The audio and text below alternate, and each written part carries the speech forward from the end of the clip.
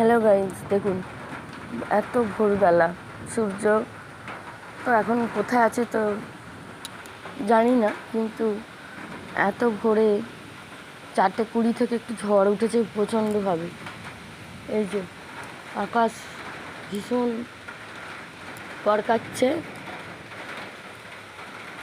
আর সামান্য বৃষ্টি হচ্ছে বুঝতেই পারবেন যে বৃষ্টিটা হচ্ছে। এত ভোরে বৃষ্টি হচ্ছে, আর 2026 সালে প্রথমবার বৃষ্টি হচ্ছে আমাদের এখানে। ঝড়টাও ভালোই উঠেছে, খারাপ নয়।